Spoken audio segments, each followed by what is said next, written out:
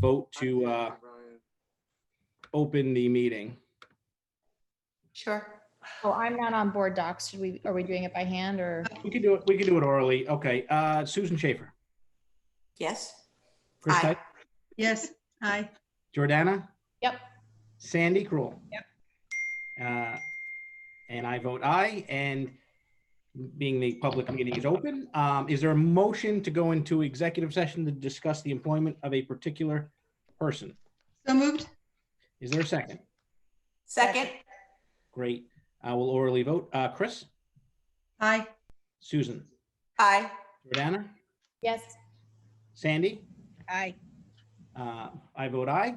Great. Motion to go into exec. We will be back for our public hearing on this link at 6:30. Just to confirm, Brian, we're joining the link you sent us, right? That is correct. Thanks, Jordana. Thank you. Yep. So Great. we're not doing this one. It is 6:33. We are back in our public meeting, waiting for the other members to rejoin us, and then we will start with the pledge once everybody's here.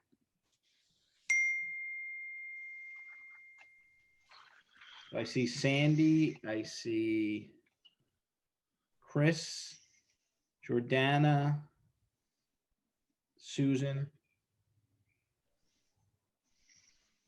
Alex. Yorgos is the last person we're looking for, correct? Yeah, I just resent him the link, Brian. So Thank you, just Scott. maybe give him a moment. Yep. And everyone just refresh in board docs. Oh, hold on. And a reminder that the meetings are being recorded and live streamed on YouTube.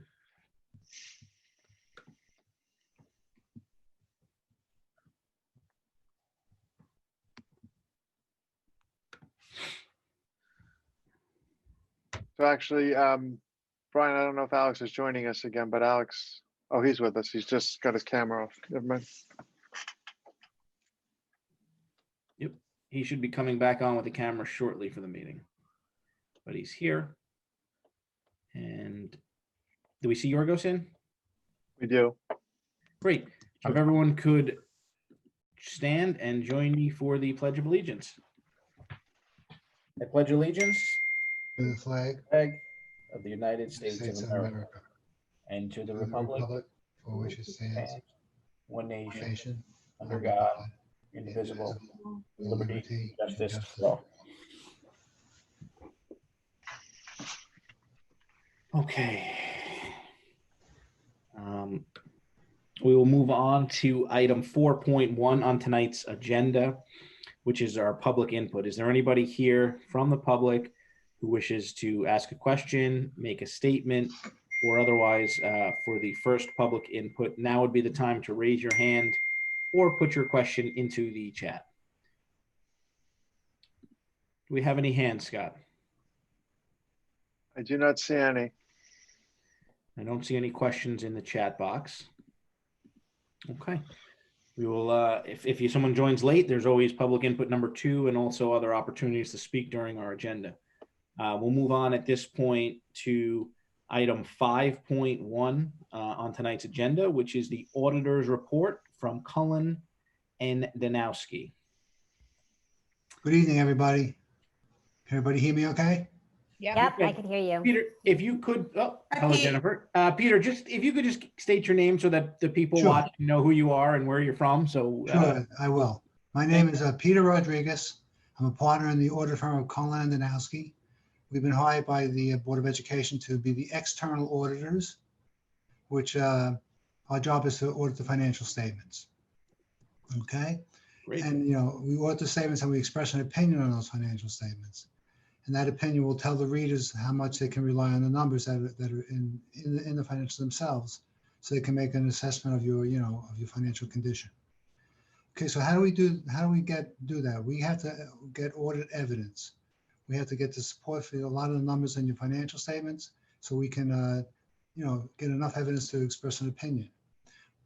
The best evidence we can get is when it's from a third party, like your bank. We can go into your bank accounts with the treasurer. We can look at the bank statements, see what your balances are. That's the best type of audit evidence we have.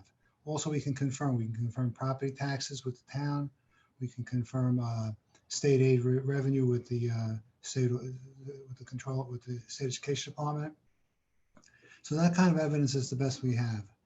We also test a lot of transactions. We'll look at your payroll, pull a sample of employees in the payroll, make sure they're being paid in accordance with their contracts. We'll pull a sample of payments to vendors, making sure that you have, you have purchase orders, invoices, canceled checks, and the expenses are properly supported, posted to the right accounts. So this is all part of the audit evidence that we get. We look at account balances and we drill down and we audit a sample of the transactions in their accounts payable. We look at subsequent periods to see if there's things that should have been recorded that weren't. This is all part of our job to gather enough audit evidence to express the opinion. Okay, so the opinion we expressed for Sag Harbor this year was an unmodified opinion. It's a clean opinion. States that that the statements are presented fairly in all material respects, which means that there's no material misstatements in the financial statements. That the financial position is fairly stated. Financial position is where you stood on the day, June 30th, 2020. What your assets were, what your liabilities were, what your fund balance was. That's your financial position. And your changes in financial position is the revenues and expenses which we've audited. So the unmodified opinion is a clean opinion. It states that everything is prepared in accordance with generally accepted accounting principles. So it's the highest level of opinion that you can receive, which is great. Also, for government auditing standards, we have two other reports that are in part of the document. One on internal controls over financial reporting. We went through your internal controls. We did not note any instances of any material weaknesses in your internal controls over financial reporting. And also, we didn't note any instances of non-compliance with laws, regulations, and grants. So the reporting is all very positive. We issued a management letter. Last year, you had eight comments. 7 of those were either corrected or improved upon this year. One relates to fixed assets where you still need to do some additional work. You have a third-party vendor who tracks your capital assets, based on your reporting of the additions and dispositions each year. And that report's been coming very late. This year it came October 21st. So, that's after the due date of the return, which is October 15th. So you want to speed up that process and get those assets, additions and dispositions out to the vendor, a little bit sooner. Okay, and then in the current year, we just had a minor comment about sick day payout. The calculation was incorrect. That's been corrected. And the bank reconciliations were not being done timely during the 2020 school year. And we recommend that they get done, on a regular basis, within a month or so after the month closes. Okay, that's my report. Anybody have any questions? Members of the board, do you have any questions? No.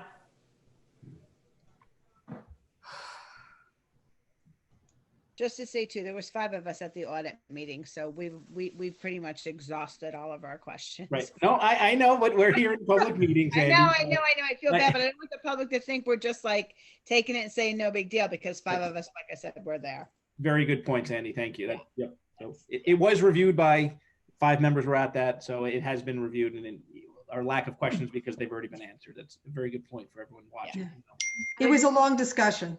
Very long. I would just add that I just noticed that the draft is not in board docs. I know it's not supposed to be public content, but I think given that it's just not even attached as executive content, I just want to confirm that the version that we're approving is the version that was sent to the board and the audit committee, I believe, on Friday. I sent the final reports today with PDFs over to Jennifer. Okay. Yeah, Number 9.4 is to approve the auditor's report under consent agenda. It's there. And it is attached. Okay. and there were I no was looking at it- I was changes looking at made it to the up higher. draft. Perfect. Perfect. Sorry about that. I was looking at it up higher thinking we were about to approve it and I didn't see it in there. Awesome. Okay, great. And I will take the opportunity to welcome Jennifer Bashimi back to our meetings now that she's with us in the district. So thank you, Jennifer, for being here this evening. Thank you so much. It's great to be here. It's great to see everyone. And thank you so much, Pete. I'll be calling you and we'll be in contact soon. Okay, Jennifer, anytime. Thank you, Peter. We appreciate it. Okay, everybody have a good night. Thank you. Thanks, Peter. Pete. Have a good night. Only Peter can log off, everybody, so. Okay, So long, everybody. Okay, bye. thank you. Okay, moving on now to, we don't have anything in item 6.1 this evening. We'll move on to 7.1, the superintendent's report. Mr. Nichols? Thanks, Brian. So tonight I want to start out by just providing an overview of some changes that New York State made with regard to the microcluster program. So up until December 4th, when the changes came out, there were three categories of microcluster designation that I had reviewed in previous meetings, those being yellow, orange, and red. Yellow being the least serious, red being the most serious. Yellow, you had to have a 2.5% 7-day average for 10 consecutive days. Orange, which is the middle category, 3% 7-day average for 10 consecutive days, and red was 4%. Significantly for orange and red, if you received either of those designations, you had to close for a minimum of 4 school days, at which point you then were permitted to reopen testing everyone before they re-entered the building. And then thereafter, you had weekly testing requirements. On the 4th of December, that changed. And basically what the governor did is he left yellow the same, but with regard to orange and red, you no longer have to close if you receive that designation. Thus, you don't have to test everyone before school resumes. But what you do have to do is you have to complete testing in orange of 20% of the total population, which is a combination of staff and students over a 1-month period. The testing should be equally distributed, meaning that if you did 200 tests, you would do 50 every week for 4 weeks with a sum total of 200. And in red, you have to do 30% of the populace. So thus, if we had 300 students and staff, you'd have to do 75 every week over the course of 1 month. The significance of this is that it's easier for districts to comply. They have more time to conduct the tests, and they do not have to shut down, which from my perspective reflects the fact that the governor wants to keep schools open at all costs.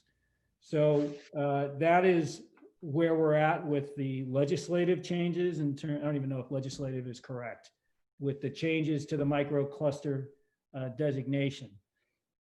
Where are we at in Sag Harbor right now with COVID? Right now we have 62 students out. Remember, we have about 800 students who elected to do in-person learning at the beginning of the year. That's down to about 750. And then from that 750, 62 students are out, 53 are either close contacts and thus have to quarantine for 14 days from the last date of exposure, or they are test positives. We don't have many test positives. That's in the single digits. 6 students are out due to travel quarantines. In other words, they've traveled outside of New York State or those states contiguous to New York, and as a result have to quarantine. And that quarantine can either be a combination of a test prior to leaving the state that you traveled to, and then a test on the 4th day of your return, at which point you can return to school, or if you don't comply with those testing mandates, the traditional 14-day quarantine. And finally, there are 3 students who are ill and awaiting results. In other words, they're waiting for the results of a COVID test. In terms of staff, we have 11 teachers at the elementary school, 9 at the middle school, high school, or 20 total that are either teaching remote because of a medical condition or something related to an accommodation under the ADA Act, or they are subject to a quarantine, or taking care of a child who attends a school that is shut down due to COVID. So that's where we're at currently. And for those who have been following the test positive numbers, today in Suffolk County, which basically means yesterday in Suffolk County, there was a 6.2% test positive rate. The 7-day moving average is 6.1. So, we've basically, for up until about a month ago, we were between 1 and 1.5. So we've more than quadrupled the test positive rate in the last month. So for those who had doubts about whether or not there would be a second wave, we're in the midst of it. And the governor has added some criteria and some metrics or measures that he's going to look at in deciding whether to impose further restrictions. Things like hospital rates, the percentage of beds available, things of that nature. And you can access that information on the New York State website. So with all the information I just said to you, what's our path moving forward? What does the path look like for the Sag Harbor schools? Well, from the beginning, we've tried to make decisions based on the science. So last spring, when we didn't really know an awful lot about how the virus was transmitted, the science that was available said the virus was exploding in places like Italy and Europe, and it was on its way here and indeed had arrived. And we made a decision at that time based on the available science to close, which I think was a prudent decision. This year, and for the last couple of months, we've continued to proceed based on the evidence that's available. And I think it's important to bear in mind that the landscape in terms of the available information about COVID is consistently or constantly changing. But to date, the evidence suggests that schools are not spreading entities. In other words, that we may have spread in schools, but we're not acting as super spreaders or sources of super spreading events, that those events are happening or transpiring outside of school. And there's a lot of comments about how the test positive rate in schools is less than that of the community. I do think that we should add a word or two about that. From my perspective, I don't think that's necessarily surprising. In other words, if you're a person who goes and gets a test, you're going to get that test more often than not because you're concerned that you have COVID, often probably because you have symptoms. So I would think that that number would be higher than just arbitrarily testing everyone in a school. So although that number is bandied about, and I guess it's part of the equation, I wouldn't put too much emphasis on that. Big picture, I've always thought, at least for the last couple of months, that schools can remain open as long as the test positive and rate in the community is at a reasonable level. And that once that level rises to a point which indicates that,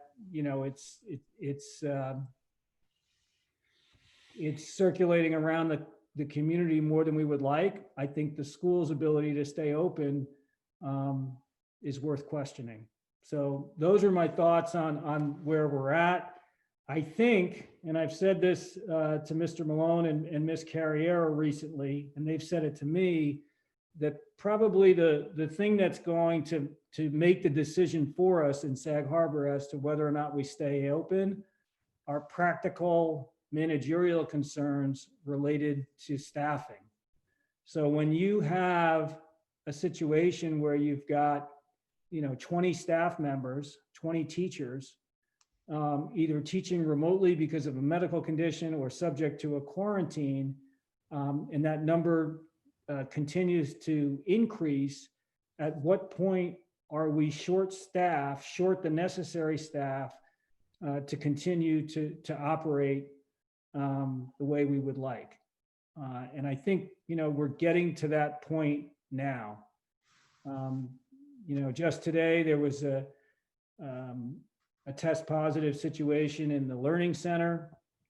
And when we looked into it in terms of the contact tracing, what we found is that we actually had to shuffle some staff around, which undermines the principle of cohorting.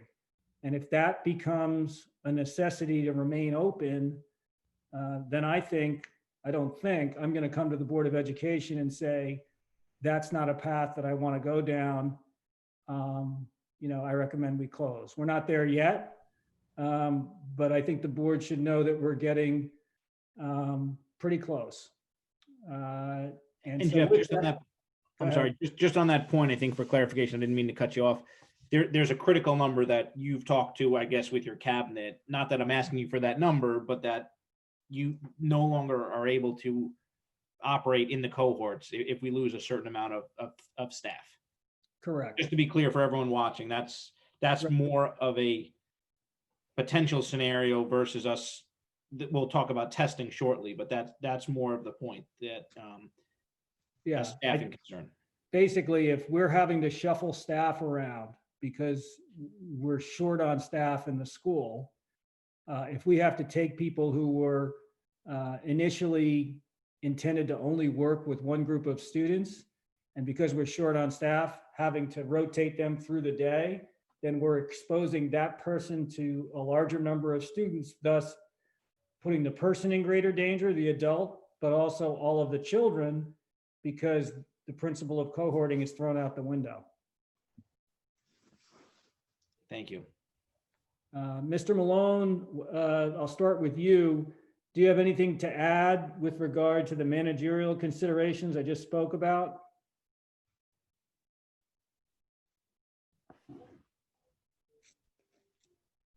I think I would just, reemphasize what you said, that when we started the school year, I felt, and I know you and Brittany and all the other administrators, we felt really confident in the cohorting plan that we put together. And while I still believe we're doing a decent job of adhering to that, we're getting close to the point where we're starting to sacrifice those points you made by having to shuffle staff around. We want to be clear with everybody that it's not that pure cohorting model that we started in September.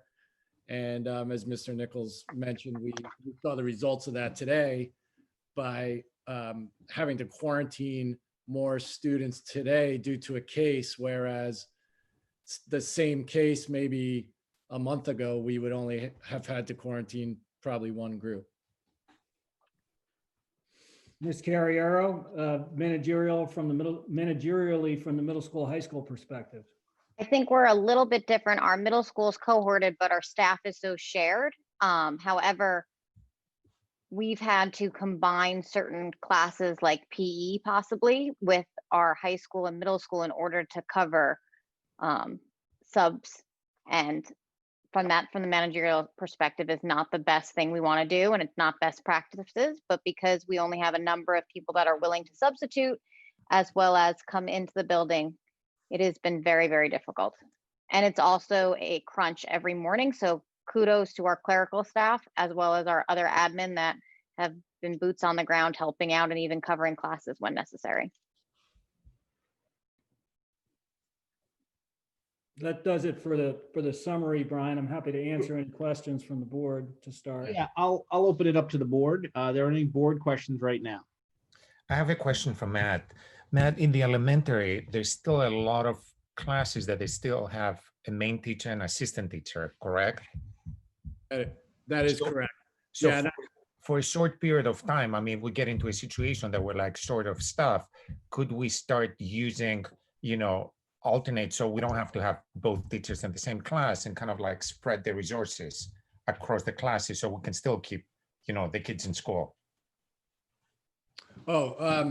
I think maybe to just to clarify, Yorgis, and for everyone's sake, in the past at the elementary school, there would be a teacher and a teaching assistant, and for the most part, they would work as a team each school day. This year, even starting in September, we kind of limited that, where it's the cohort of 10 to 12 students with their classroom teacher.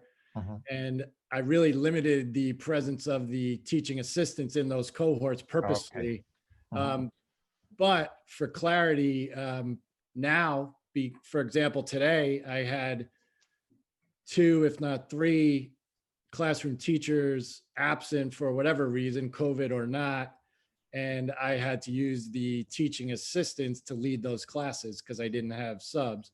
And therefore there was a ripple effect of how that played out throughout the building. Okay.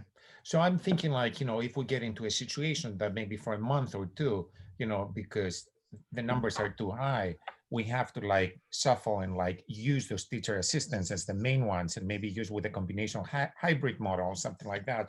I don't know, maybe it's an idea we can work on. I think the other thing that the hard part about that is there's IEP rules. And yes, at some points we can break up the co-teaching model or the teaching assistant that needs to be there for emergency purposes, but technically they need to be in there and they're utilized for purposes of the IEP and meeting the special educational needs of certain students in the classroom.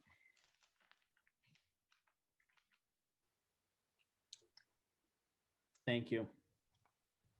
I've got a couple of questions, if that's okay.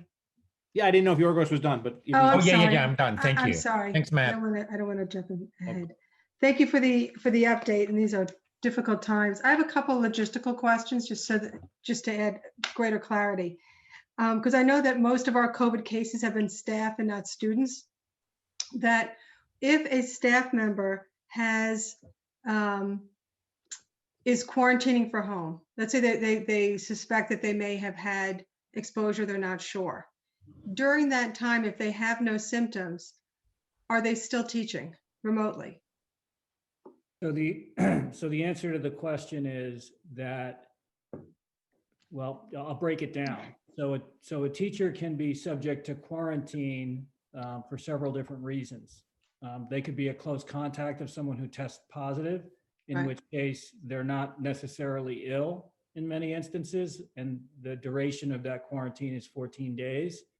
And we're making every effort at the middle school, high school to allow them to teach remotely in those circumstances. And to the other situation, which is when they're COVID positive, and then they're subject usually to a quarantine of a minimum of 10 days from the onset of symptoms. If they're well enough, and we haven't had a lot of experience with this to date, they can work remotely as well. If they choose not to work, which is their prerogative, then they are entitled to leave compensation, which in most instances is less than their regular pay. Okay. And then my second question has to do with, I understand the cohorts, which is a bigger impact in the learning center in the elementary school than in the middle high school. Is there, and I know there's a cost associated with this, and this is hard to do to try to recruit people who want to be going into schools right now. Is there a way to expand our staff to have a deeper bench so that just because, since it would appear that schools generally are a safe environment for learning and the majority of our families want their children in the building, is there a way that we can supplement our current staff? We haven't discussed prices at all and cost implications, but current staff to be able to maintain that. So I've gone through the same thought process that you just articulated, which is basically what are our options? So the options are as follows from my perspective. The first option is to not go the substitute route, but to hire additional staff, hire additional TAs. The positive of that is that you're locking them up. Essentially, you're locking them in is more accurate terminology for a period of time. But that's also a negative, to the extent that if we shut down, or if there's an executive order shutting schools down, then if form holds true, we're on the hook for paying them. Right.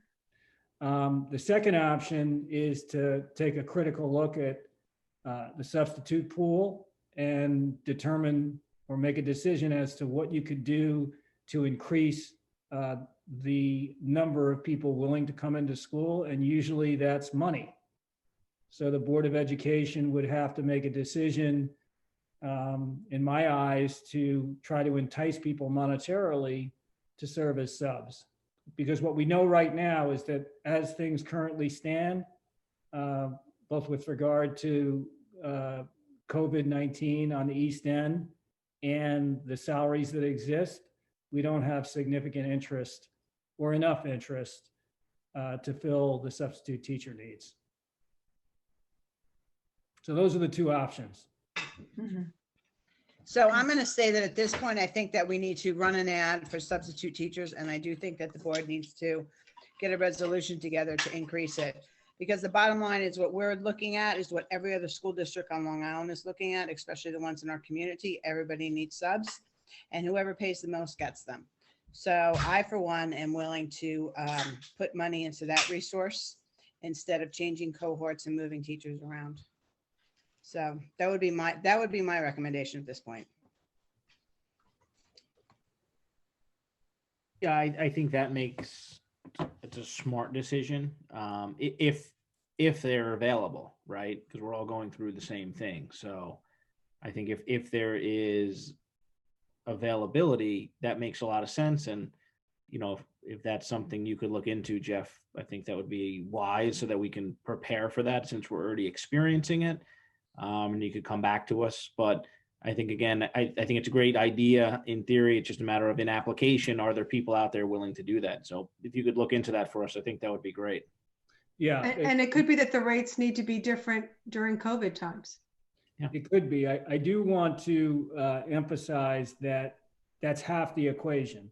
In other words, getting the personnel to fill a role is half the equation. The quality with which they fill that role is a separate equation. So, you know, when we get into the quality of program delivery and whether or not having students in school with personnel that are not their normal teachers, perhaps they'll have the preparation that their normal teachers have. At some point, we need to make a critical judgment about whether or not that's something that at the end of the day is better than going all remote if the program delivery through a remote model is more consistent with more qualified staff. So I'm not leaning either way at this point. I'm just saying that the analysis should take into account both of those considerations. Jeff, if we're remote and a teacher becomes unavailable to teach virtually their class last minute, you know, if we're in school, we find out, we call a substitute teacher and they come in. But I would imagine it's much harder to try to find a substitute teacher who could teach remotely because they wouldn't have necessarily the equipment set up or materials, correct? Yeah, I think that's based on our experience last spring. That's an accurate statement. So I'm just raising it because it seems like it's another reason why we create additional issues going remotely. Yeah. And you know, I don't want to, you know, I don't want to strike panic into everybody at all, because I think that we can accurately say that transmission rates thus far in schools have been lower than the general public. But for instance, today with all of the students, basically the 3 classes that that are quarantined in the Learning Center, those students who are quarantined have 17 siblings that are in the elementary school. So as we go forward for the rest of the week, you know, we have to remain fully cognizant of the fact that we could have multiple classes in addition to what we just had today in the elementary school be quarantined because there could be additional positive cases. This is the equation that we're starting to face, you know, on a daily basis. And it's much different than it was, you know, 2 weeks ago. And I just want the board to be aware of that and, you know that we remain committed to being safe and thoughtful and trying to remain open. But, you know, it's not a path that we can stay on indefinitely without asking ourselves whether or not it may be more prudent to consider other options. I don't think we're there yet, but we're getting close. And Jeff, in terms of, I'm sorry, Chris, did you have another question?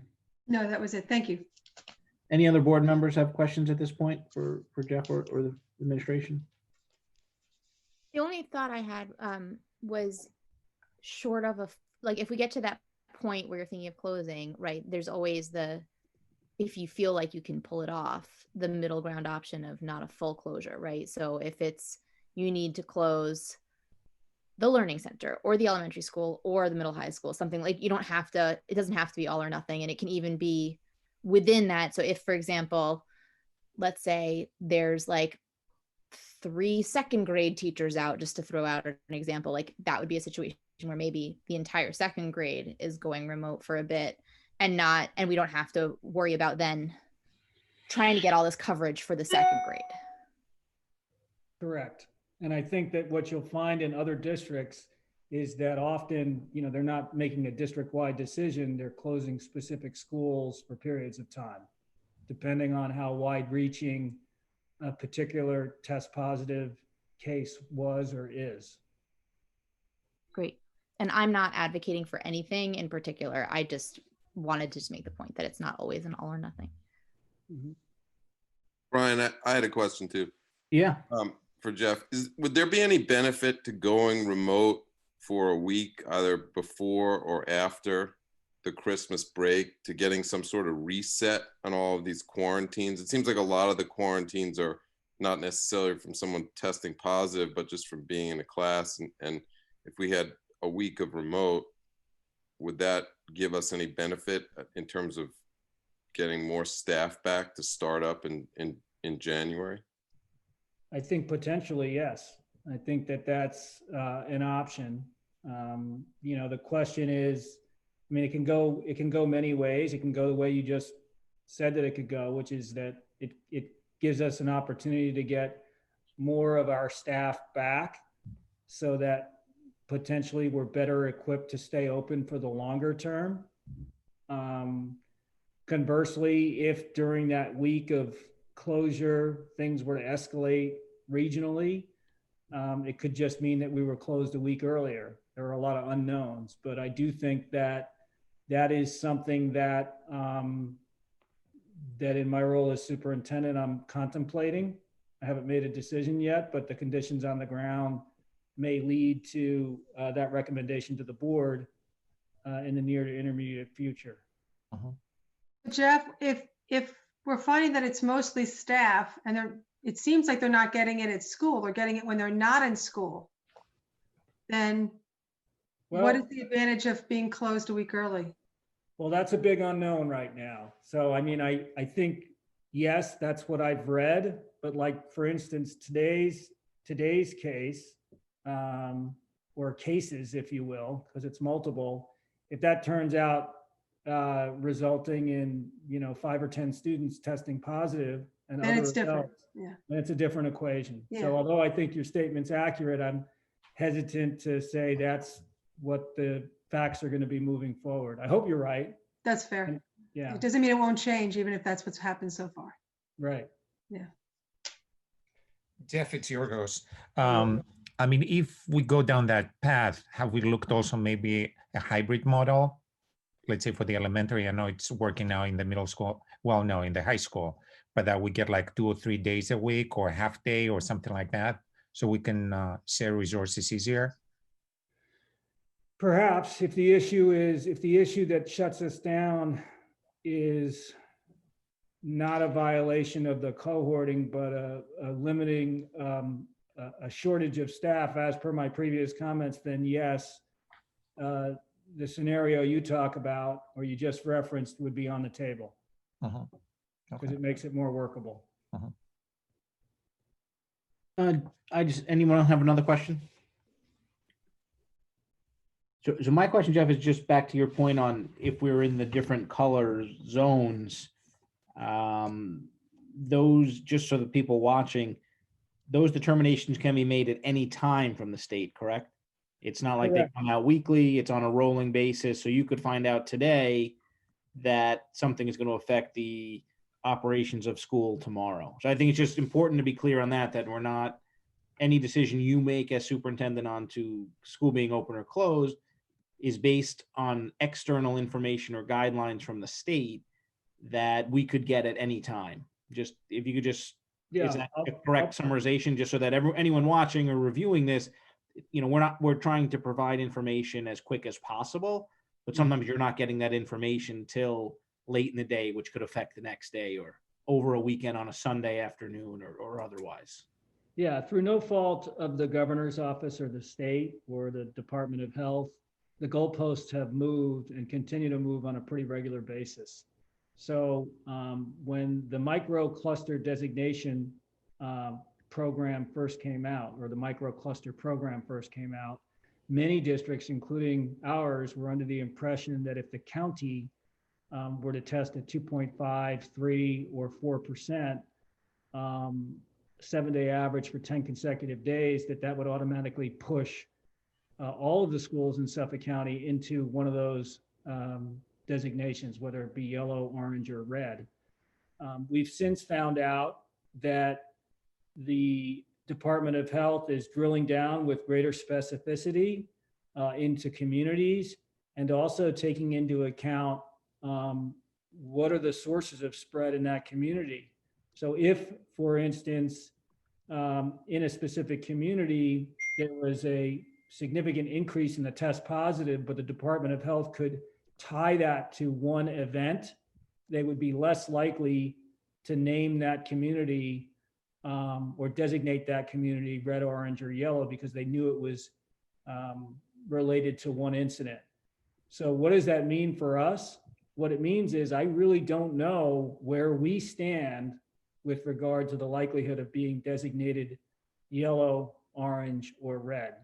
Again, if I were to look at the numbers in Suffolk County, we've satisfied the criteria for all of our schools to be designated red as the metrics were originally laid out, but that's changed. And to your point, one day we're just going to be notified that the Sag Harbor community or East Hampton town, however they, whatever level of specificity they drill down to, all the schools in that zone will be subject to the rules and criteria of the color designation. And then at that point, let's say for argument's sake, we were designated orange, the school district has a choice to make.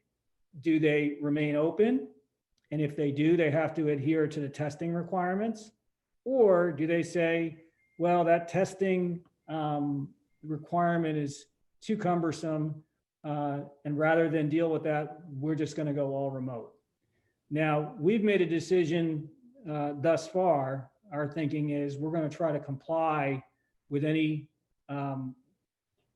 designation rules that come down. So if, for argument's sake, we're designated yellow, orange, or red, we're trying to plan proactively so that we can meet those testing demands to remain open. So last week, we put an ad in the local paper to hire some additional nurses to basically run our testing program, or to assist us in running our testing program, in anticipation of the likelihood that, given the numbers, where we're at in the holiday season, that I think a microcluster designation is forthcoming.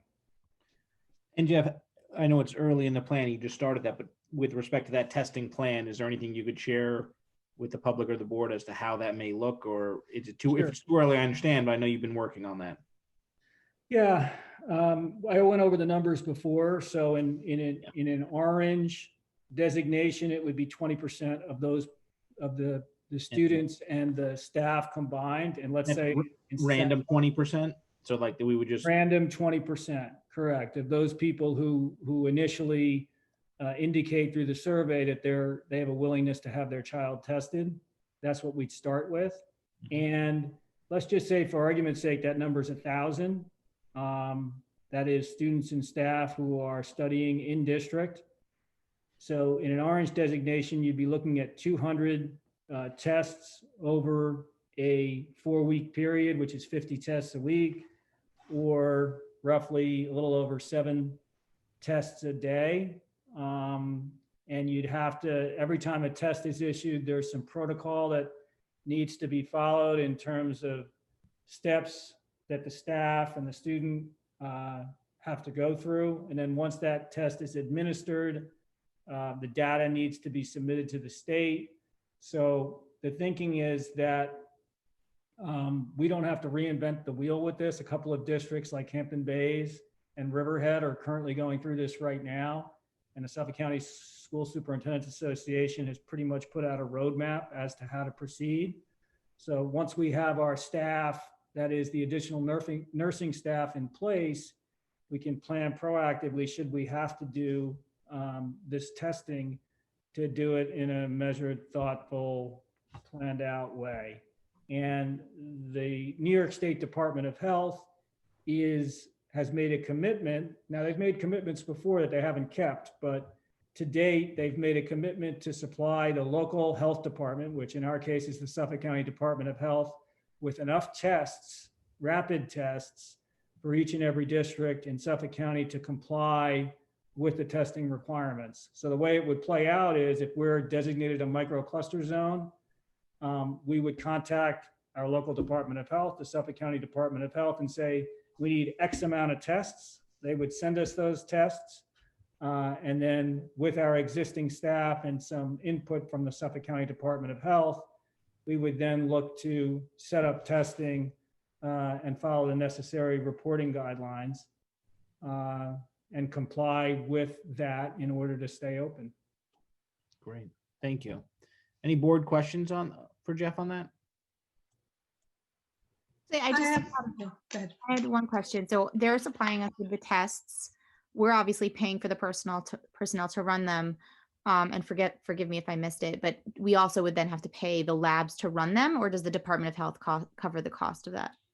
My understanding is that with the rapid tests, you do it right on site, right? It's 15 minutes. Okay, I had read something that you had to partner with a lab, so that's why. Yeah, you do have to partner with, I forgot the name of it, but it's a local, I don't even have it in front of me. You do have to partner under somebody's umbrella, if you will. But my understanding is that districts are doing that under Suffolk County Department of Health. Okay. Okay, so then that explains it. And then, so the cost to the district is really just the cost of the personnel, and because I've also, there have been people that had asked me questions at the beginning of the year, just saying, why aren't we doing testing? And so the big difference is in this situation where it's being mandated, the costs are being covered, and we can also require it because it's state law. Whereas in the absence of that, we can't really require people be tested because we're a public school, and also it would cost us money to do that. Right. And there is some debate right now as to whether or not, let me just talk about that a little bit. The logic right now with regard to requiring students to test, should that become necessary, is that you could view it similarly to some of the vaccine requirements that New York State has required of districts. So if it were to come to an argument, that's the lens you could apply. With regard to staff, I think that's currently being debated.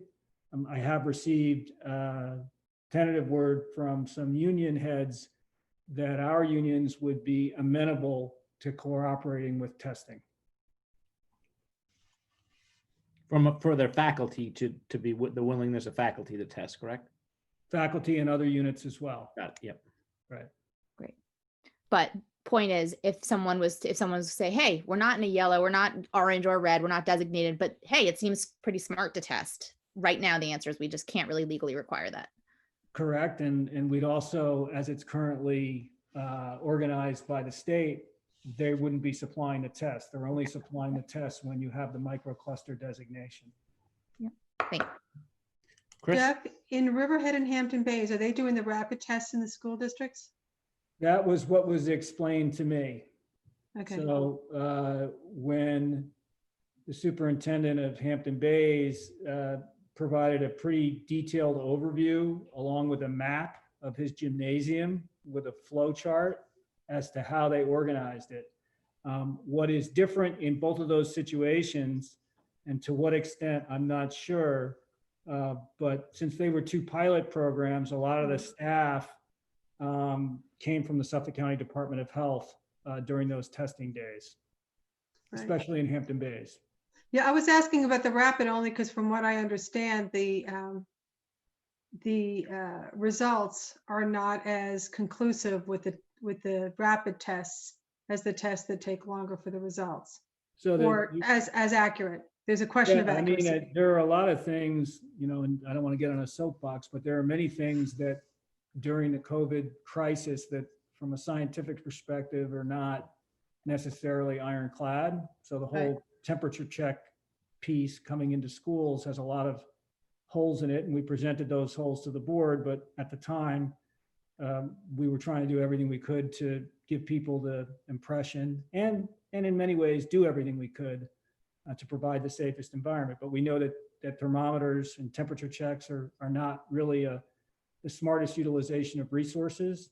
The rapid tests, the accuracy of those can range anywhere from 60 to 65%, depending on the circumstances under which they're administered. So if you know that a rapid test has a 60 to 65% accuracy rate, and you're basically saying that schools remaining open is attached to that data, that seems like a pretty faulty lens to apply, but that's where we're at. Right. My other question is, and this is more of a suggestion, but earlier in the conversation, you mentioned that you anticipate the real possibility that you may be coming to the board in the near future with the recommendation of potentially closing down because of crunches to staff and the compromising of cohorts. And I just want to kind of request to the board that before that's done, that, you know, we have a public, I would assume we would have a public Board of Ed meeting where we have that conversation, the public could attend, ask questions and all that. Yeah, that's up to you guys. I'm happy to do that. I'm sorry, Chris, what was the request? That That we have a public conversation before we close, or? Yes, that if the recommendation, not if we have to close legally based on the state requirements, you know, all of a sudden a number comes in, we're now in a different zone and we're legally required to close and we have to close within 2 days or whatever, that's different. But if it's based just on trying to manage the cohorts and the superintendent comes to us with the opinion that it now makes sense to close, not that we're required to, that conversation happening in a public setting so that it's not just done overnight, that the public can observe, they can ask questions, that we have a chance to really have that proper discourse on it. As much as I appreciate where you're coming from on this,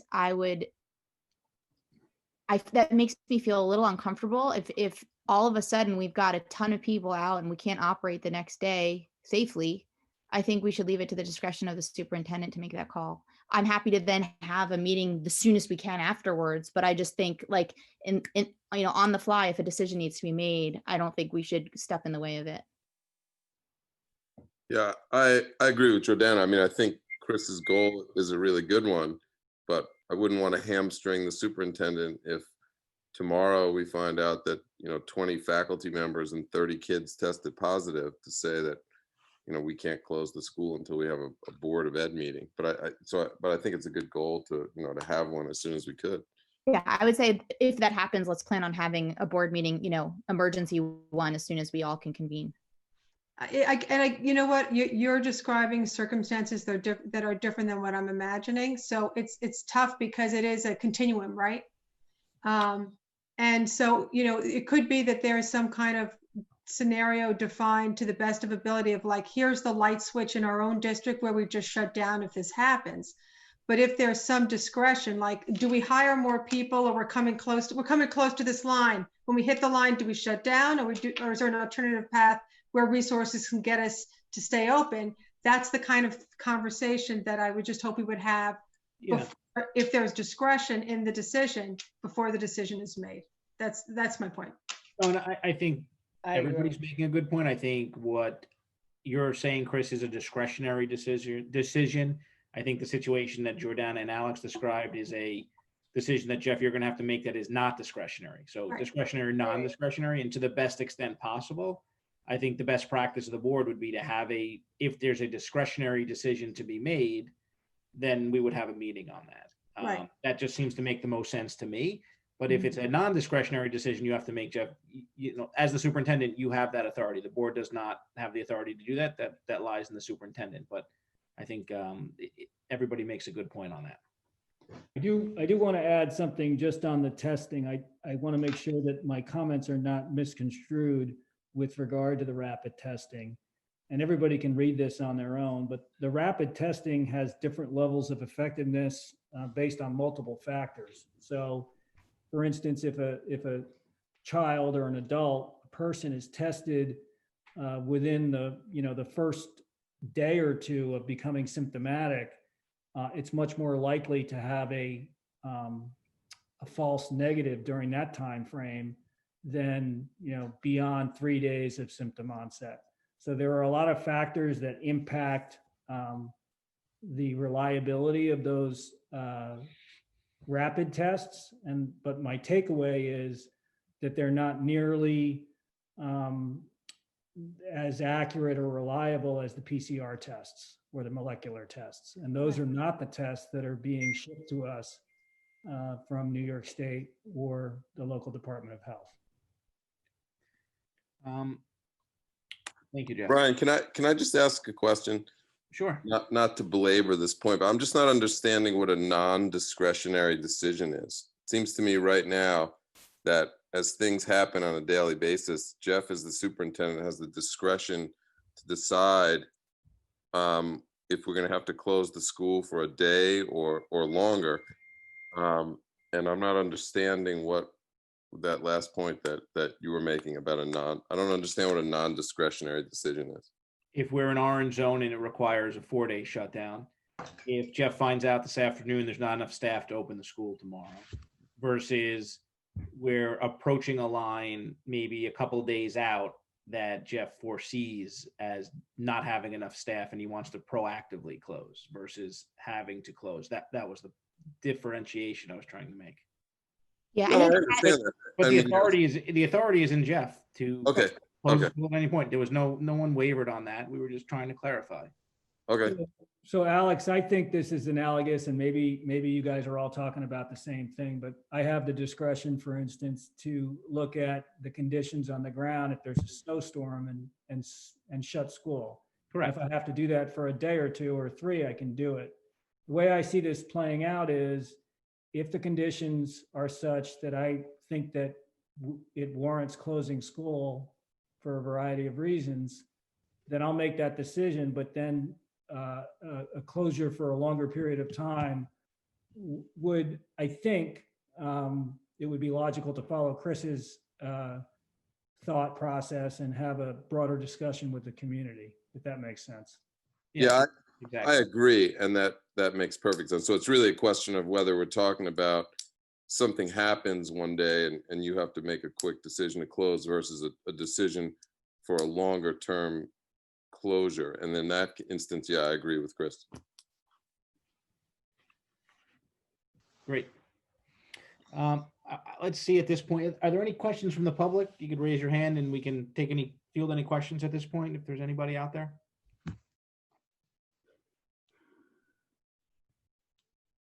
I don't see any hands, Scott, do you? Do not. All right, I don't see anything in the chat box. Are there any more board questions with respect to this point?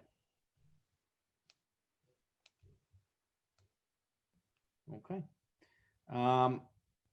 Thank you, Jeff, and we will move on to 8.1, the principal's report.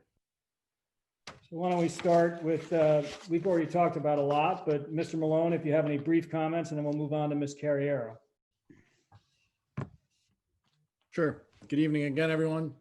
I think just one piece of note was right before the Thanksgiving recess, the Monday and Tuesday, the 23rd and 24th, we held our parent-teacher conferences, as did Pearson Middle and High School. We held those all remotely this year. And as many of the pieces that we've had to institute related to COVID-19, where I think we learned that while a different forum, it was at least the feedback I received, a pretty effective forum.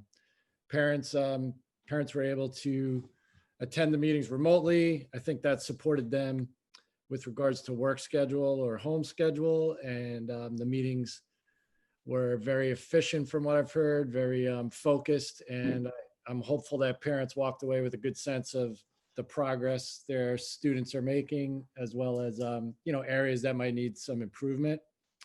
In the next couple of weeks, our teachers are completing their grade reporting for the first trimester. That wraps up soon, and those report cards will be posted to the parent portal. So that's coming up. And always this time of year, we try to encourage our children to get involved in service learning projects. We had our annual food drive, and that went very well. Most of these projects are done under the leadership of our guidance counselor, Mrs. Grant. And this year she kind of helped, with the help of Mr. Fisher, they created a virtual mitten line, which is the gift giving service project. And we were able to do it virtually. So families are selecting gifts for children in the community and bringing them in over the next couple of weeks. And I just applaud everybody for their support of that. Great. How about you, Ms. Carriero? Hi all, and good evening. Same thing with parent-teacher conferences. We had a speed dating virtual event for our teachers to meet our parents. They were 7 minutes long. The parent feedback was really good in the sense that they were able, and if you haven't been to the middle high school for parent-teacher conferences pre-pandemic, it's in the gymnasium where all the teachers are set up by department. They felt it was more intimate, for lack of a better word, that they were able to meet with them and not feel like somebody was breathing down their neck, or they had a set time, and they felt more organized with it, a lot of them, as well as they were able, because they might have been able to stream and not have to be present in the building. It was easier for them. Our food drive was a hit.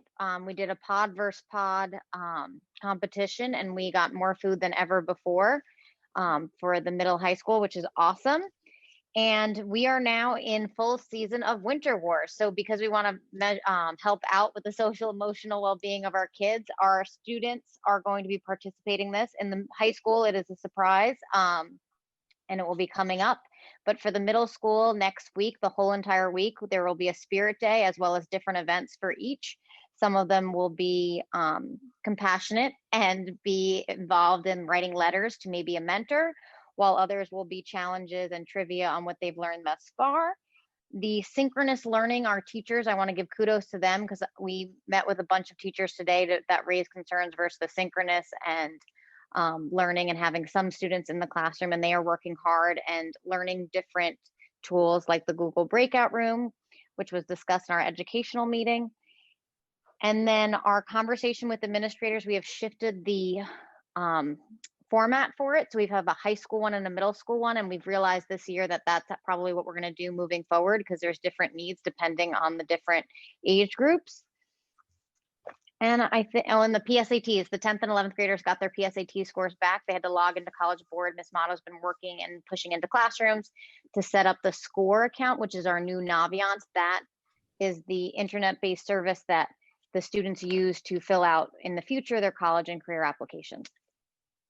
Great. And thank you both. Any questions from the board for Mr. Malone or Ms. Carriero? Ms. Carriero, the PSATs, traditionally, it's been a long time since I've had kids in the right grade to take them. Is that, when kids are in school, is that paper and pen, or is that on a computer? It was paper and pen this year. And so if you were a remote student, how did you take it? They were able to come in the building that day. It was a Wednesday, and it was when we had that hybrid day, that fully remote day for the high school. So, Right. And we did it, so we cohorted the kids depending on their alphabet, but also in smaller sections. So usually we have them all in the high school gym. This year we did it in classrooms, purposely cohorted. And I forgot to say the fall play, that is big time. They're doing a 10 ways to survive life in quarantine. Miss Loopy and Mr. Holden are the producer and the director. That is 12-17 and 12-18 is actually the live performance for a small group, because we talked to our lawyers and you can only have 50 persons, cast and crew and audience members, but we're streaming it on Broadway on demand on the 21st and 22nd. So look out for an email blast. Excellent. And I did the parent teacher conference, Mr. Malone, at the elementary school, and it was great. So worked out great this year on the Zoom. So that was nice. Brian, did you want Ms. Buscemi to go next? Yes, please. We can move on to 8.2, please. Hi, everyone. How are you tonight? It's good to see you. So I've been in the district for about a week now, and it's been a really, really busy week. I've basically spent my time completing the state aid claim reports. I started some of the ESSA transparency reporting that we need to do, and also looking at the Federal CARES Act reimbursement forms that have to get done. I also finalized with Pete the external audit, and I'm going to have that corrective action plan on the agenda in January. So that'll get adopted, and then we'll send that up to the state. Also prepared some reports and records for the internal auditors, and we also have an IRS audit right now that's going on. In addition, I've been looking at the budget and trying to determine what the impact is so far that the pandemic has had on the budget, since most of the costs, of course, were not included in the budget because of timing.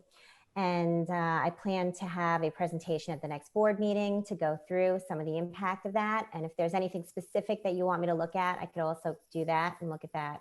And then we'll go over the budget development calendar at the next meeting, because we're going to start having budget presentations in January. And all the way from January up until May, we'll have budget presentations, and we can work on tweaking the calendar so we could present different things at every meeting.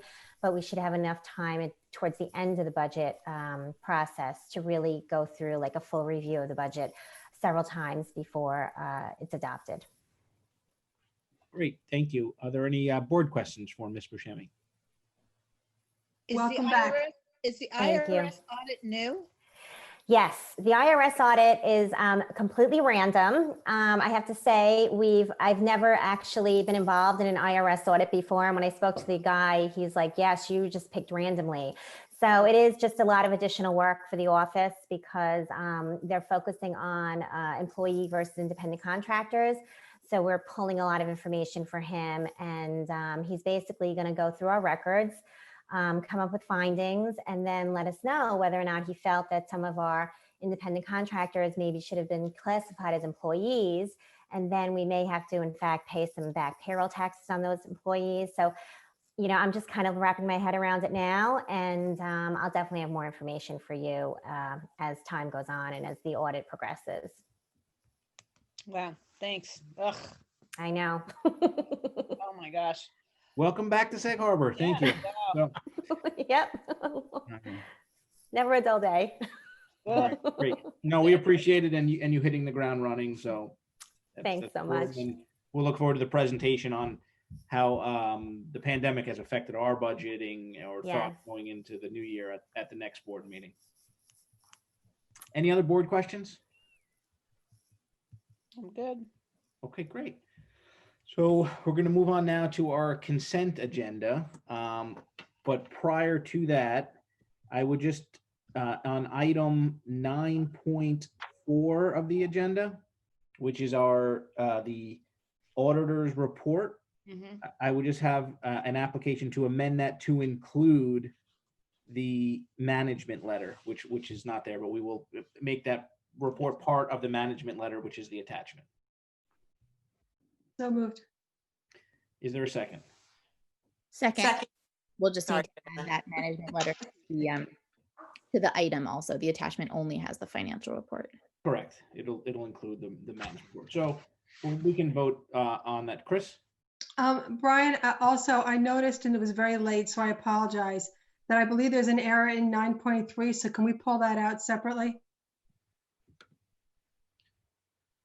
Do you want to address it tonight or take it off? Let's do one at a time so we can just vote. So we had a motion and a second on 9.4. Okay. All in favor?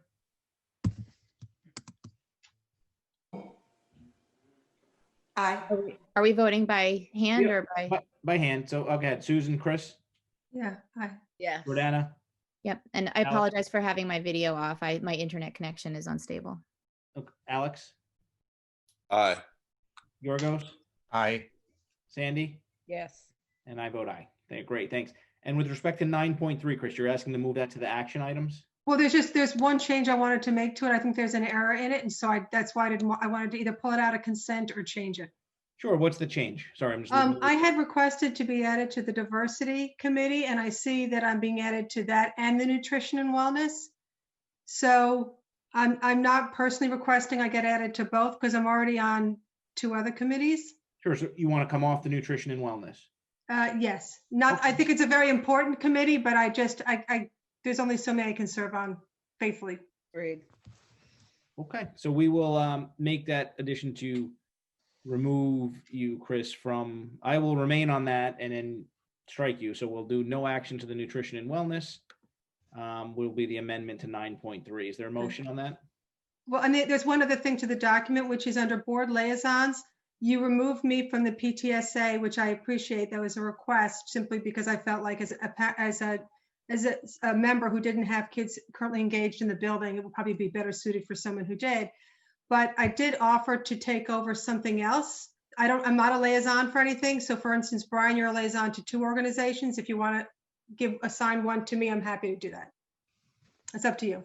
Sure, I can look at that. I didn't think about that for tonight. I didn't mind doing them. I know you had requests to come off of that, so no problem. Fill that for Thank you. Okay. So, okay, so with that one change, is there a motion to move that forward? So moved. Is there a second? Second. Okay, Susan? Actually, can I just, are there 2 board members then on diversity and inclusion, or we only have 1? There are 2.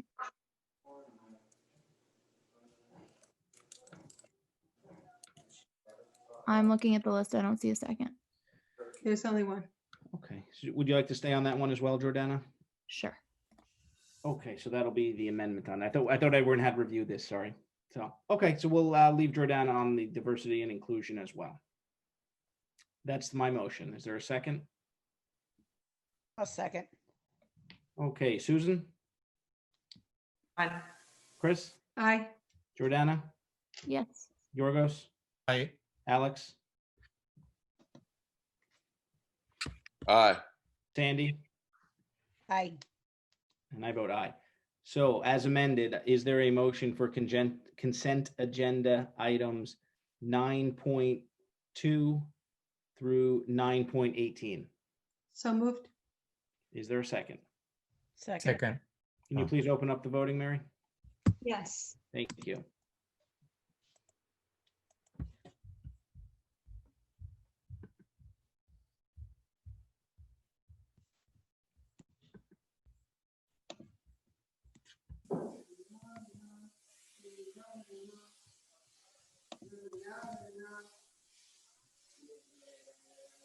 Are we voting 9.4 now? Yeah, the whole thing. It was the whole I'm only section. getting 9.4 here, that's why. All right, let me just.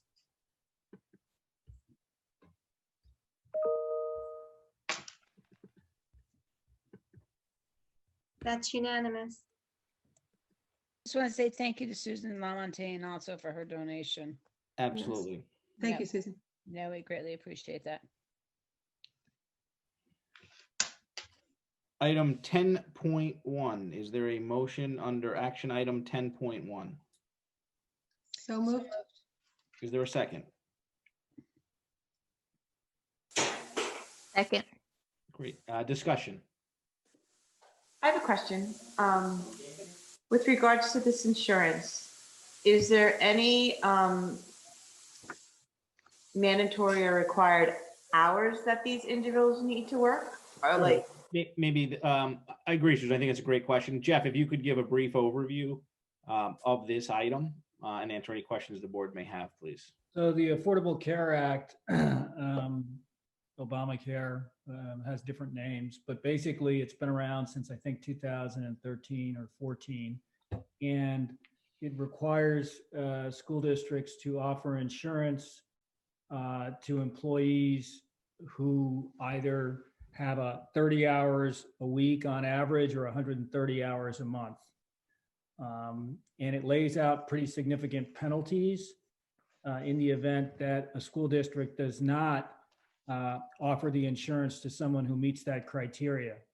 So the way that most districts deal with this is that they analyze the previous year's hours rendered, and then they guesstimate based on the past what they anticipate that person will or employees will render in the coming year. And it's always a bit of a dicey proposition when you're dealing with substitute teachers and certain other employees who are close to that 30-hour or 130-hour threshold.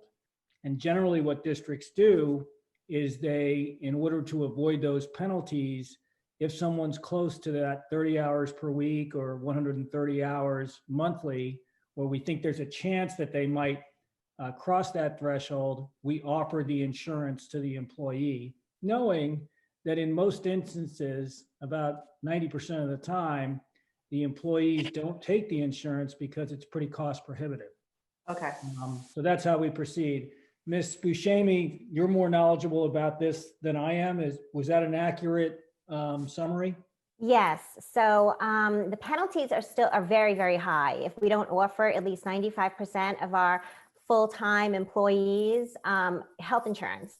So we have about 225 full-time employees. So if you take 5%, there's not a lot of room for error. That leaves you with a little over 11 employees that you could have another IRS audit come in and say, well, you should have offered insurance to one of these employees that you didn't offer insurance to, and now you're going to have to pay this hefty penalty. And the penalties are really high. The penalties are actually $2,000 per year per employee. So we would be looking at roughly $450,000 a year in penalties if, in fact, we did have an employee who met the criteria of not being offered insurance, but working full-time and also going in the marketplace and getting insurance through the marketplace. So in order to cover ourselves, we really do analyze all of our employees who are not covered by a current collective bargaining unit. And we look at their time, and we also anticipate how much time they're going to be working in the upcoming year. And if they do hit that 30-hour, 130-hour threshold, or if they're close to even that threshold, we want to offer them insurance, because we never want to be in a case where we're going to be subject to any of those exorbitant penalties. And there's also we also have reason to believe that when they do come in and audit us, they may not audit us just for a year, they could audit us for previous years. So it might not even be just a penalty for 1 year. We may be hit with penalties for, going back in time. So this really, the laws did go into, the laws came out in around 2014, and it did go into effect 2015. So we've been doing this each year just to make sure that we're on the safe side and we won't be subject to any of those humongous penalties. Okay, and I just have one more question. Thank you for that explanation. I do see, so these people, these employees of the district, they were employed this year, but this is for the 2021, effective 2021, correct? So Yep. You anticipate these individuals continuing to learn, so the calendar year goes from the school, to June 30th, or is it January 1, 2021 till December 2021? So back in 2015, we actually passed 3 resolutions to basically have the board approve our stability period, our transitional stability period. So the stability period changes if you're a new employee, if you're an ongoing employee, it's the measurement period. So for us, we chose January 1st to December 31st, which is a calendar year. And we use that period to measure whether or not somebody would be eligible for insurance in the next year, because our insurance year does go calendar January to December, as opposed to the school year. Okay. Our rates change every January. Thank you. You're Do welcome. we have a report on these people and their hours? That's how we came up with this? Yes, we do an Excel spreadsheet, and we basically take their hours off of timesheets and off of timepiece if they clock in and out each day. And we analyze those hours by tracking them on a spreadsheet. It's very labor intensive, but we feel that we have enough audit evidence in the future, and we have a good audit trail if we are audited. Are there board questions about that? No, thank you. Thanks. There are years when we have substitute teachers and many of them don't qualify. This is kind of an assumptive question. Are we looking at having a higher percentage of our active substitute teachers qualifying this year just because of COVID and they're in the building more and working more? If they're a working substitute teacher, for instance, some of them are operating almost like TAs. Is that accurate? If we're analyzing their time and we anticipate that they're going to hit that threshold this year, then we'll definitely offer it to them. But so we really do try to stay on the safe side. So if Right. they work, I'm sorry. My question was for Jeff about COVID and there being unusual with substitute teachers, not how we track it, but thank you. Yeah. So are we seeing that there are shifts in the number of people that might qualify because of COVID? I can't answer that comprehensively because I didn't pour over the spreadsheet. But I can tell you that the number of subs in the building this year is less because there are less substitutes willing to come in. And you would think logically that those who are in more regularly and would be more likely to qualify for that 30-hour limit, if you will. Right. So then for, do people when employees get this option, does it have to be renewed annually and we look at the data annually of whether they're still working that much, or is it in perpetuity? every year is a separate year and we analyze every year separately. Thank you. And then my last question had to do with school monitors. It would seem like bus monitors, rather. It would seem like we have less bus activity this year because of our, we don't have class trips going on. We don't have, sports with buses, clubs with buses going to things. So is it typical that school bus monitors would be having enough time in employment to be earning this? It depends on where they stand with regard to the 30 hours and 130 hours per month. So if they're hourly, let's just say they do 5 hours a day, and I haven't drilled down with that degree of specificity into a bus monitor. As per Jennifer's comments, what has happened thus far is the person who does payroll has tracked their hours on a spreadsheet. And if their weekly hours this year are close to 30 hours or 130 hours per month, then they're being offered the insurance. And the additional lens that they're looking at is what were the hours rendered by those monitors last year. So that's the information that we have available. I think the follow-up question you're asking is, let's dig a little deeper in terms of what their hours are this year. I don't have that degree of specificity for you tonight. I mean, I trust that the evaluation and analysis that Jennifer and her team have done, we wouldn't be asked to approve if they're not doing at or close to the numbers. I was surprised specifically about that because I know that our bus hour time is just cut back a lot, like most school districts. That's all. Mm-hmm. Thank you. Other board questions, if any?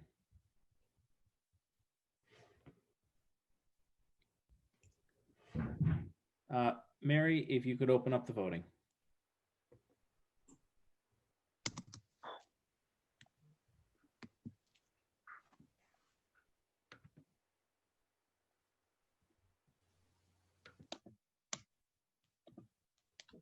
That's unanimous. Great, thank you. Item 11.1, committee reports.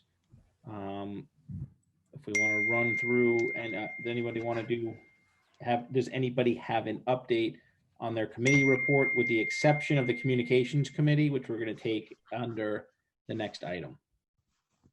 Yeah, okay.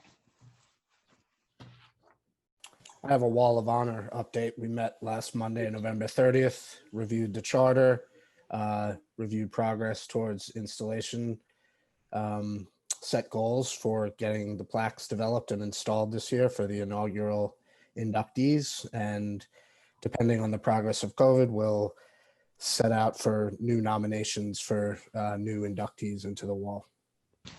Thank you, Mr. Gannon.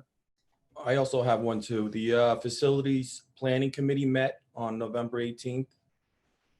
We discussed the opening of the Learning Center, where we were at with the 5-year plan. And we also discussed Mr. Solo's courtyard project. Great, thank you. And that's all moving along, Paul? The courtyard project's kind of at a standstill right now. Okay. Because of the COVID and the available contractors that we can have come into the building. He's looking into maybe a few design changes. I'll update the board when I know a little bit more information. Appreciate it, thank you. The Nutrition and Wellness Committee met on November 18th as well. Their first meeting, we shifted our focus this year due to the pandemic on mental health and the students and the effects of the pandemic. And the committee members are going to try to start a newsletter for parent resources to support their kids during this pandemic. Great, thank you. The school calendar committee. I met along with Mr. Malone with a group of elementary students, because originally we were slated to have elementary, middle, and high school students participate on the committee. We decided that elementary school students maybe shouldn't sit on the committee, but rather provide their feedback to Mr. Malone and I, and then we would share it with the committee. So we met with them last week, a group of about 7 or 8 students who had written an essay on what a Latin term related to the school calendar meant to them. And yeah, we're going to share that with the committee at the next meeting. Great. The athletic committee will resume meeting once sports are back on the slate. So anticipated January 4th is the scheduled date for winter sports to begin. Great. The Diversity and Inclusion Committee met November 18th, and we had a great conversation around the book distribution. Over the spring last year, we received books that were donated by a private donor through John Germain Library and the Diversity and Inclusion Committee. So those books are going to be distributed to all the teachers in the elementary school. And we'll also be sending out another survey to Pearson middle and high school teachers to talk about their book selections and how they use books in their own classrooms. We also had a student attend from the student subcommittee to share the meetings that have taken place with them. There's been about 3. Will Fujita is the advisor to the student subcommittee. And our big request to them was to come back to us with recommendations that they have for us moving forward. So it was a really positive meeting. And we knew we'd hear from you tonight, Ms. Reynoso, so we wanted to congratulate you tonight on tenure. So on behalf of the board, thank you. And we appreciate everything you do in the school. So thank you. We knew we'd so hear from you much. later, so we appreciate it. I am so honored to be part of this great school and great community and work alongside such tremendous and dedicated administrators and faculty and staff. And thank you to Mr. Malone for your recommendation to Mr. Nichols and the board. Thank you very much. I brought this with me. Hold on. Because I couldn't do that in person. Thank you, everyone. Congratulations. Ready. Thank you. Just a quick update. Obviously, the audit committee had met. We met on November 30th. We approved the management letter and the financials to be recommended to the board. We reviewed our charter. We also had a presentation, which is out there on the website, from Scott Fisher in regards to the cyber attack that happened in November 2019, because a few of the committee members wanted a little update as to what transpired there. And we also are continuing to speak with Naraki and Smith about the Stella Maris audit. So. No, one more. They got a lot of committee work happening in the district. That's a good thing. We wanted to see that. So we're very happy everything's moving forward in these times. That is good. And I have one more. The Transportation Committee met for the first time on December 1st, being an arm of the Educational Facilities Planning Committee. We reviewed that charter. We also, luckily, we have Ms. Arbia, who's a member of the Transportation Department, she sits on the committee. She helped kind of give an overview of the COVID regulations and how that has impacted our transportation program. And it was, great to hear that, everyone in the department has really done an admirable job of providing a safe environment for the students as well as staff. And lastly, we had done some great work last year prior to the pandemic with regards to conversations with the village about safe routes to school, kind of taking an analysis of the sidewalks around the 2 or now 3 campuses, as well as possible bike lanes and safer routes for walking. So our goal is at the new year to kind of rekindle those conversations with the village and share our information, and then also, share any efforts that we can put forth to keep those conversations going and hopefully make some positive changes around the 3 school campuses now. Great, thank you. And I was checking off the list. So with that, I think we move on to item 11.2, Brian, Communications Committee recommendations. I'm sorry, Brian. Oh, I'm sorry, Scott. That's okay. Dr. Mears is trying to get back on. I believe she has a committee report. Okay. There she is now. She's just connecting to her audio.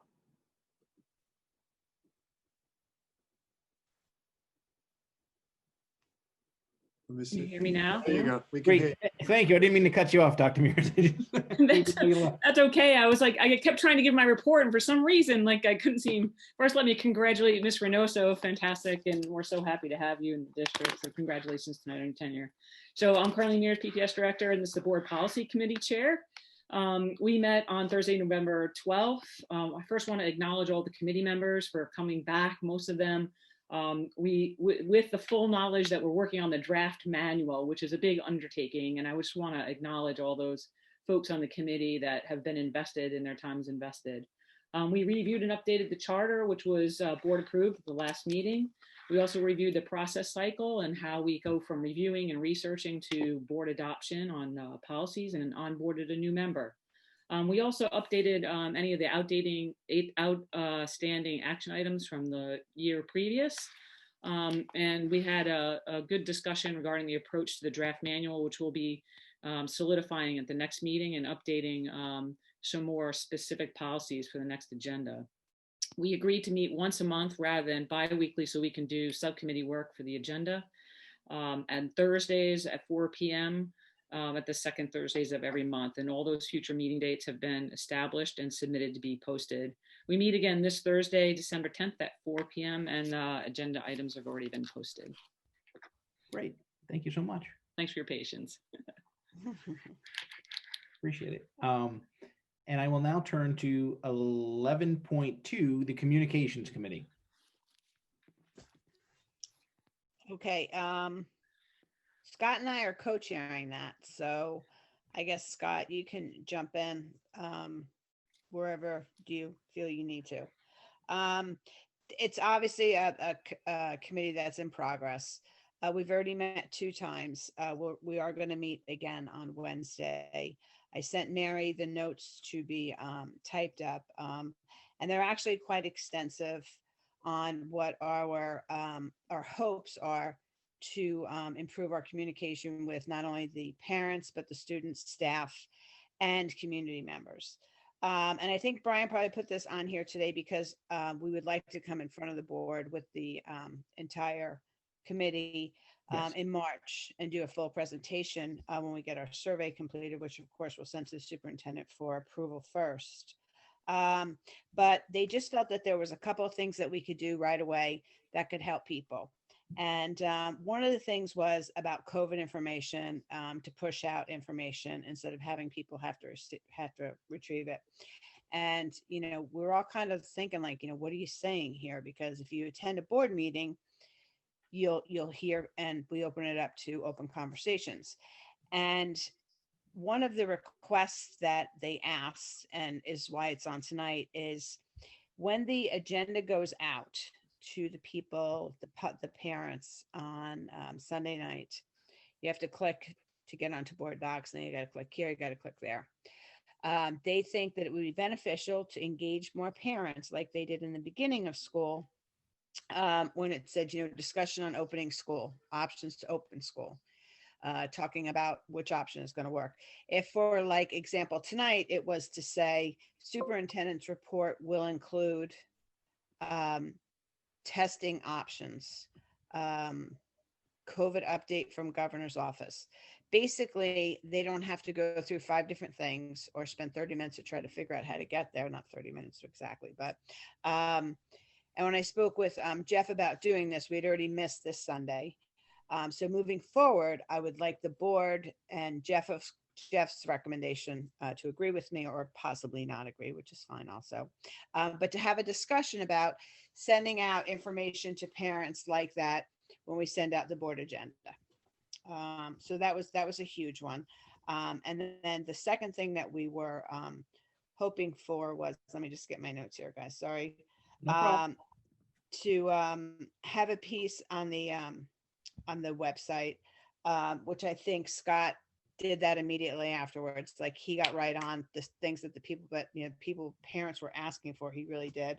But if there's any updates that come from the commissioner's office, from the governor's office, Jeff and I spoke early about this, and it literally is changing hourly for him. And he feels it's really hard to post something because he doesn't want to panic people, because 2 hours later it changes. And I don't necessarily disagree with that at all, but it was just something that was put out there for we could do it right away without waiting until March. So if I missed anything, Scott, feel free to jump in. Hey, Sandy, can I respond? Sure. So no, you can't. I think the idea of, I understand the idea of perhaps summarizing what's on the agenda and putting it out to the public. But what that entails is me making a value judgment on what's important to specific people. And I think that potentially is problematic, because what's important to John Smith might be different than Mary Walsh. So I understand what you're trying to say. There are certain things, I guess, that you would think are important to everyone. But if I get into summarizing and putting out a synopsis of what I think is important, I think there's a potential downside to that if I leave something out that's perhaps viewed by someone in the community as equally or more important that I don't put down. Would a way to, I think that's a valid point, would a way to address that be just the email that gets sent out has the agenda on the email versus having to click like 5 times or 4 times and dig in to try to find it or get to it? And I'm going to go one step further. Can you do what your superintendent report is going to include instead of it just being a superintendent's report? So here's what happened last meeting. Last meeting, you make a comment that there was 4 cases of COVID, and the newspaper didn't hear it correctly and put that there were 4 new cases instead of a total of 4 cases. So if on that, and people are like, well, I didn't know they were going to be discussing the cases. So even if it's an update on COVID, it doesn't have to be a specific update or an update on auditor's report. I'm just thinking that, and I agree with you, what is important to me might not be important. I mean, God knows that we all have different levels of importance, but it's just a way to engage. We all talked about how proud we were about all the people that engaged in our meetings in the beginning of the year. And all we're trying to do is to get the parents back engaged. And we can all sit here and say we want, but COVID is the elephant in the room. And if you're going to talk about testing centers, or you're going to talk about numbers or possibilities of closing or whatever, those are issues that are going to hit the newspaper, and they're going to panic people where they could have been here and heard you speak very calmly and rationally on how it's going to happen. Just the opinion. And this is not my opinion. This came from the committee. Yeah, the parents all said, to a person, that they understand that they could listen to the board meetings to hear what's said, but they don't necessarily are going to listen to every board meeting to see if something is interesting. So for them, knowing what's covered, it's just knowing even just what the agenda items are. So it could be the whole agenda or things that aren't in every week. that are going to be covered. But One compromise might be, and certainly just a suggestion. The message I think that everybody's referring to is, I think you're referring to two different messages. There's a message that goes out every Sunday with upcoming events, but there's a message that goes out 24 hours before a board meeting. I think that's really the message that we're talking about. Yes. And if I can propose a compromise, perhaps we could just attach the full agenda as a PDF with a link in that message, not necessarily summarize and identify priority items or what have you, but just have it right there so that it's a single click as opposed to having to go to board docs and find the meeting date and click on the agenda. Would that be a? And maybe add on to that, Scott. I like that idea. Under the superintendent's report, I could perhaps bullet the topics that will be addressed. Perfect. Yeah, I think that's a great idea. So Good. thank you from the communications committee for bringing that up. And thank you, Jeff and Scott, for coming up with this compromise and providing more, information easier to our families. And then this week we start doing breakouts for surveys for teachers, parents, community members, and staff. So we'll start that this week. And students. Students are in there. They're in the notes, yes. And hopefully we'll have that back to you after the holidays for approval. All right, great. Brian, can I add in one comment? Yes. I want the public to know that the agenda becomes public at midnight on Fridays. So Right. it is available beginning midnight at Friday, Yes. not just Sunday. Yeah. Right. Yeah, what we talked about is that, when you talk about effective communication, there's the push and then there's the pull. So you can make people have to kind of look for something, or you can proactively get it out to them. And so the parents, every parent on this committee has said, we request that there be more stuff sent to us versus us having to hunt for it. So that's why when it came to what's being covered at board meetings, they brought up, is there a way that in that email you can make it easier so we know what's being covered? Great. Thank you, Mary. Thank you, Chris. Thank you. You're welcome. Thank you to Mary for typing my notes. Oh, while we're talking about committees, can I ask a question? Earlier in the year, we, as a board, I think agreed to fund having secretarial staff attend, and they would get paid for taking notes. And I haven't seen that at committee meetings. So can we get an update on kind of where that sits? Yeah, we need to get a more thorough response from the clerical unit. We haven't had a big response yet, so we need to do some recruiting. Okay. I mean, the good thing is it's remote. It used to be that those that participated had to go into the building and be there. Now it's remote. So hopefully that helps, but it would be helpful to have that. Perfect. Thank you, Jeff. Okay, item 12.1. So I added this late. I just wanted to bring this up.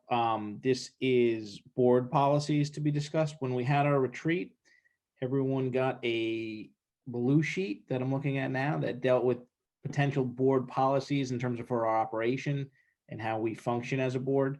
So if everyone has that or they don't have that, you can email me after tonight's meeting. I would like input from the board as to some suggestions on self-governance that maybe we can implement in the 2021 calendar year that would help us become more efficient. So I did want to close the loop on that, not necessarily have a discussion this evening, but broach the topic with the board to review, 2 or 3 of those policies that you thought were important from the blue sheets.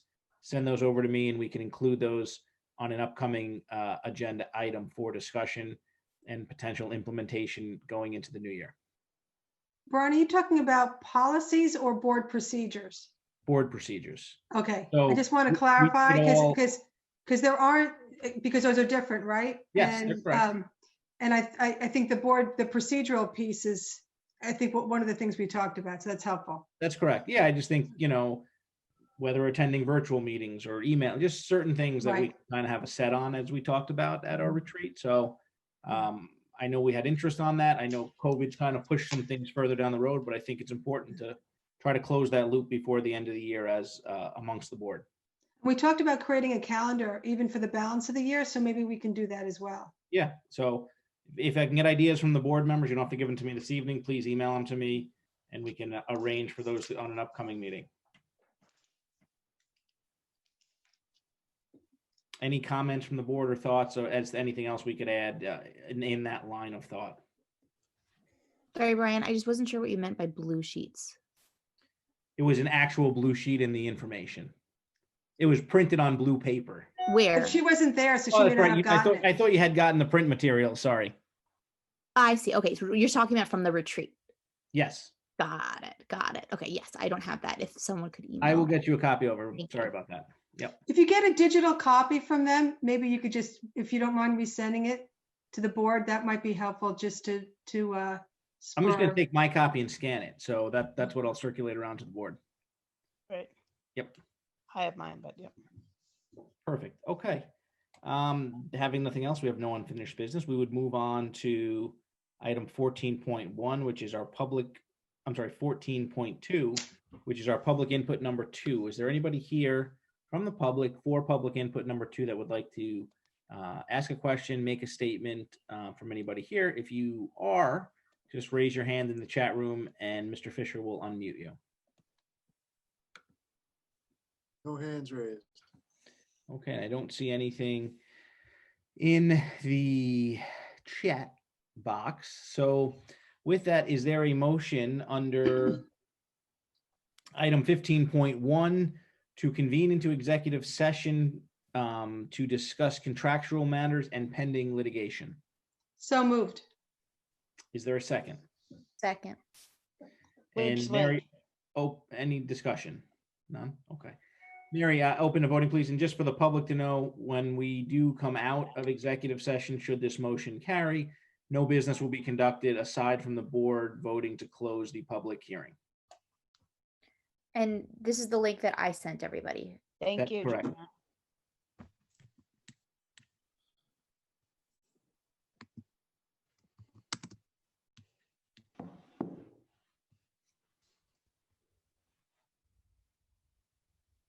Okay, thanks so much, everybody. I just need Brian. I did hit it. It should be Oh, got it. I got it. Unanimous. very good. Thank you. So if everyone could go to that link that Jordana had sent earlier, Thank everyone you. else not going there, have a good evening. Thank Have a good you. evening. Good Thanks, night. everyone. Thank you.